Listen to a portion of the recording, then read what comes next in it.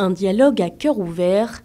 Le ton était donné ce 28 juillet au Palais de la Marina au Bénin. À l'invitation du président Patrice Talon, plus de 200 jeunes se sont réunis pour une rencontre sans filtre avec le chef de l'État. Des échanges de près de 3 heures préférés à un traditionnel discours à la nation avant la fête de l'indépendance. Réforme, justice ou encore emploi.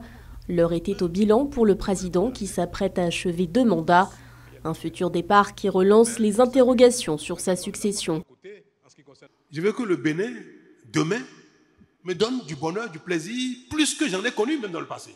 Donc je vais être attentif à ceux ou celui qui sera capable de faire encore mieux que moi. Si celui qui est le plus indiqué, le plus capable, le plus doté de la volonté, de l'engagement, capable de conduire une équipe, c'est celui-là que ma réflexion, mon imagination, mon inspiration, même si je constate qu'il ne m'aime pas, en tout cas, si même il n'y a pas une acquaintance particulière, une affinité entre lui et moi je le soutiendrai. Je ferai campagne pour lui, je dirai celui-là, c'est celui qu'il faut pour nous, même si ce n'est pas un ami. Après 10 années au pouvoir, le chef de l'État laisse derrière lui un bilan économique encourageant. Dès son arrivée, il lance en 2016 le programme Bénin Révélé pour impulser une nouvelle dynamique à la croissance économique. Une croissance qui atteint en 2024 7,5% selon la Banque mondiale, soit son niveau le plus élevé depuis 1990.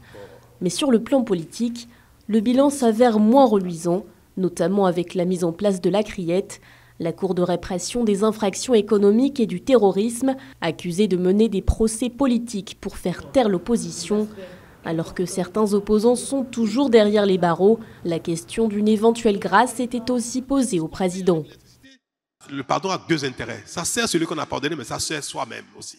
Mais est-ce qu'il faut systématiquement gracier toutes les fois? C'est toute la difficulté, la question. Parce que c'est un mauvais signal aussi qu'on donne dans l'assainissement de la vie publique. Si pour l'heure la question du successeur de Patrice Talon alimente les débats, le camp présidentiel devra divulguer le nom de son candidat le 12 octobre prochain. Ce dernier aura alors 6 mois pour se préparer au futur scrutin prévu le 12 avril 2026.